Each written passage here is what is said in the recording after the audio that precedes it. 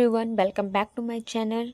Guys, अगर आपको मेरी एक्सप्लेनेशन वीडियो अच्छी लगती है तो प्लीज़ लाइक, शेयर और सब्सक्राइब करें। So let's go to our story. जैन सैल को घिसते हुए मैजिक बॉक्स की दुकान पे लेके जाता है, जहाँ मैजिक बॉक्स ऑनर कह रहा था जब भी यहाँ से गुजरे तो ये एक गेम एक बार जरूर खेले। आप सिर्फ और सिर्फ एक कॉपर कॉइन से एक ग्रेट स्वार्ड जीत सकते हैं। ये सुन करके जैन बहुत एक्साइटेड हो जाता और वहाँ पे उस बॉक्स में 4 कॉलम्स रहते। अगर एक फर्स्ट वाले में गया तो वहाँ पे स्वॉर्ड मिलेगा, सेकंड वाला में गया तो 100 गोल्ड कॉइन मिलेगा, थर्ड में गया तो 1 कॉपर कॉइन मिलेगा और उसमें कुछ भी नहीं मिलेगा। जैन जब ट्राई करता है तो उसका 4th में चला जाता है और वो नहीं जीतता। जैन सैड होते हुए सैल से कहता है, मैं फिर से नहीं जीता। सैल देख लेता है शॉप ओनर अपने गले में पहने हुए एक लॉकेट से बॉल्स को कंट्रोल कर रहा है। उसके बाद जैन सैल को बताता है कि मैंने इस गेम को एक बार बचपन में भी खेला था, लेकिन मैं उस टाइम भी नहीं जीता था। रजिस्टर ने कहा कि मेरे पास लक नहीं है, इसलिए मुझे ये नहीं खेलना चाहिए, और उसके बाद मैंने कभी नहीं खेला। तो सैल उसे बोलता, किसने कहा कि तुम लकी नहीं हो, चलो एक बार और ट्राई करते हैं। जब मैजिक बॉक्स वाला उसे देखता है तो वो शॉक्ड हो जाता है और कहता है, तुम। सैल उसे कहता है कि बातें कम करो। उसे जैन फिर से बॉल को मैजिक बॉक्स में डालता है और वो बॉल ग्रेट स्वॉर्ड की तरफ जा रहा था। फिर जैन भी कहता तो जैन एक्साइटेड हो जाता और कहने लगता है, ग्रेट स्वॉर्ड की तरफ जाओ जाओ। लेकिन फिर वो मैन अपने लॉकेट से उस बॉल को मूव कर देता है। ये देख के जैन सैड हो जाता है और प्रे करने लगता है, नहीं, कम बैक। सैल उस मैन को घूरते हुए कहना चाहता है कि अपने मैजिक मैग्नेट नेकलेस से उस आयरन बॉल को कंट्रोल करना बंद करो। और वो मैन डर जाता है और वो कंट्रोल छोड़ देता है, जिसकी वजह से वो बॉल ग्रेट स्वॉर्ड की ओर चले जाता है। और जैन बहुत खुश हो जाता है और कहता है, मैं जीत गया, मैंने जैकपॉट। सैल मुस्कुराते हुए कहता है, ऑफ कोर्स, क्योंकि तुम लकीस्ट पर्सन हो इसलिए तुम जीत गए। और बगल के बहुत सारे लोग होते हैं जो कहते हैं, ये फर्स्ट टाइम है मंथ का जिसमें ग्रेट स्वॉर्ड को किसी ने जीता है। जैन एक्साइटेड होते हुए सैल से कहता है, ये सब हुआ है क्योंकि तुम मेरे साइड थे। अभी मैं इस गेम को हारने वाला था, लेकिन फिर वेट, जब ये एक कोइंसिडेंट कैसे हो सकता है। सैल कफ करते हुए कहता है, ऑफ कोर्स, क्योंकि तुम बहुत लकी पर्सन हो इसलिए तुम जीते। फिर वो मैजिक बॉक्स वाला मैन नीचे बैठ के एक बॉक्स देते हुए कहता है, आप ये हाफ ईयर मंथ में फर्स्ट हैं जो ग्रेट स्वॉर्ड को जीते, तो इसलिए तो मेरी तरफ से एक स्मॉल गिफ्ट प्लीज रख लीजिए। जैन उस गिफ्ट के लिए उसे थैंक यू कहता और उसे जैन स्वॉर्ड को सैल को दे देता और कहता है, इस स्वॉर्ड को तुम रख लो, ये स्वॉर्ड तुम्हारे लिए तुम इस स्वॉर्ड का ज़्यादा अच्छे से यूज़ कर पाओगे, और ये इस बॉक्स को मैं रख लेता हूँ। उसके बाद जैन जैसे उस बॉक्स को खोलता है तो उसमें फर होता है। वो देख के वो शॉक्ड हो जाता है और उसे लेते हुए कहता है, ये तो डैड का फर है। और सैल से पूछता है, क्या ये सब तुमने अरेंज किया है? क्या तुम्हें डैड मिल गए हैं? क्या तुम्हें पता है डैड कहाँ हैं? वो कैंड्रा बहुत फेमस है इंफॉर्मेशन के लिए। उसने ही बताया तुम्हारे फादर छुपे हुए हैं एक ओल्ड गैंग मेंबर के होम में, उसमें जो पास में ही है। फिर जैन पूछता है, क्या वो ठीक है? डोंट वरी, वो ठीक है, मैंने ऑलरेडी इन्फॉर्म कर दिया है और वो वेट कर रहे तुम्हारे लिए। जैन खुश होते हुए कहता, थैंक यू सर, अगर तुम नहीं होते तो मुझे नहीं पता मैं कितने लंबे समय तक ढूंढते रहता। प्लीज़ मुझे वर्बली थैंक्स मत बोलो, अगर तुम मुझे थैंक्स करना चाहते हो तो तुम्हें कुछ और करना चाहिए। जैन तुरंत ही जवाब देते हुए कहता है, जहाँ तक मैरिज की बात है, जब मैं अपने फादर से मिल लूँगा तब मैं इसके बारे में बात करूँगा। सैल जैन को टीस करते हुए कहता, वेडिंग? किसी ने कहा था कि शादी करने से पहले हमें सब कुछ अरेंज कर लेना चाहिए। जैन चिल्लाते हुए कहता, मैंने उस टाइम इसलिए ऐसा कहा था क्योंकि। इतने में ही सैल उसे किस कर लेता है। उसके बाद सैल कहता, मैंने ऑलरेडी जो मुझे चाहिए था मैंने ले ली। जैन कहता है, ठीक है, जैसा तुम चाहो। उसके बाद चिढ़ाते हुए कहता है, जब जो तुम्हें चाहिए था वो तुमने ले लिया तो शादी तो अलग बात हो गई, और वहाँ से भाग जाता है। पीछे से सैल चिल्लाते रह जाता है, रुको ये वर्क नहीं करेगा। सैल जैन को फिर कहीं और लेके जाता है और उसे आगे चलते हुए कहता है, बस थोड़ी देर और, तुम्हारे फादर जहाँ छिपे वो यहाँ से ज़्यादा दूर अब नहीं है।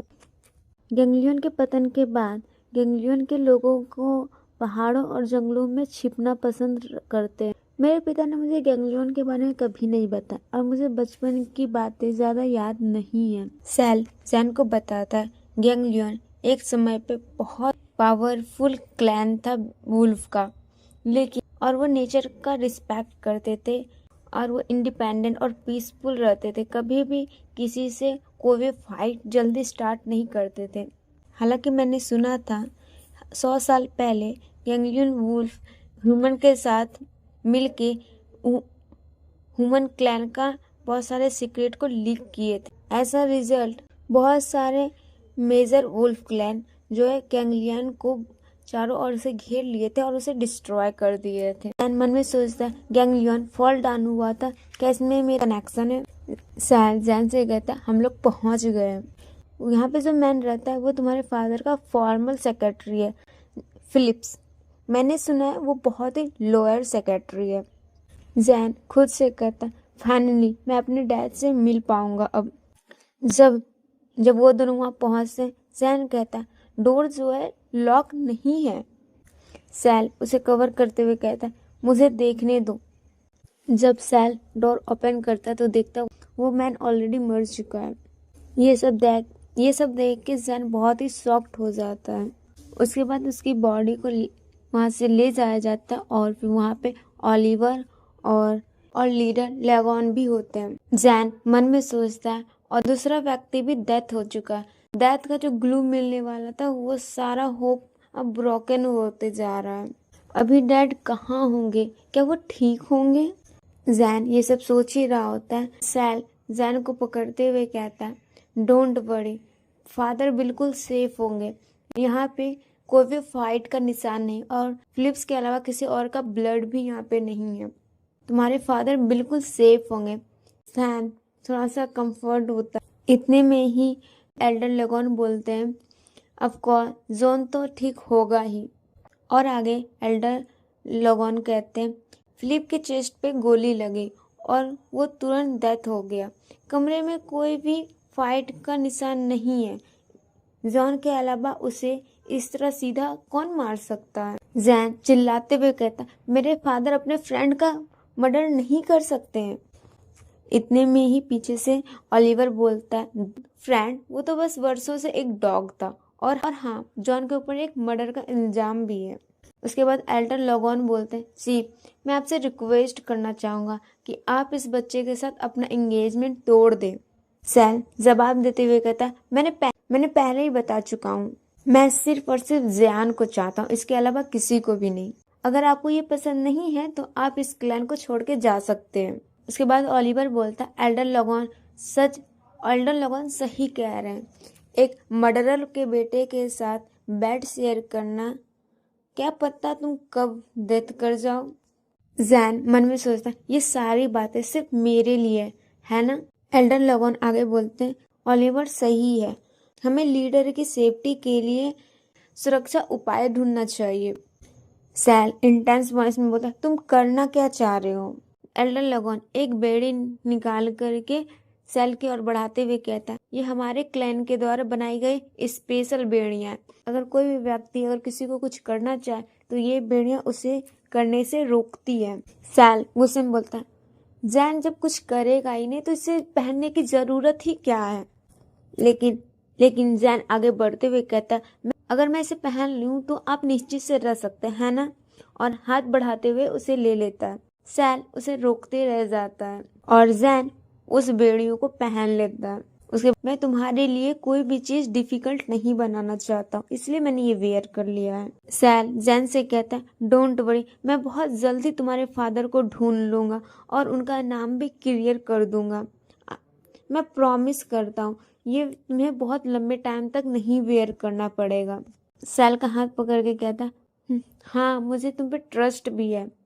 बट ओलिवर मन में ही कहता है, एक बार तुमने ये पहन लिया ना जैन, तो तो तुम पूरी टोटली मेरे कब्जे में रहोगे। फिर हमें रात का टाइम दिखाया जाता है जहाँ पे जैन शॉवर लेने के लिए जा रहा था और मन में सोच रहा था फादर जानते मैं उन्हें ढूंढ रहा हूँ, लेकिन कोई भी ग्लू छोड़े बिना ही वो वहाँ से चले गए।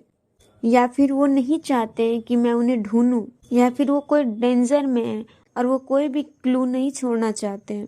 अभी मुझे ये सब के लिए ठीक है छोड़ो, अभी मुझे ये सब नहीं सोचना चाहिए।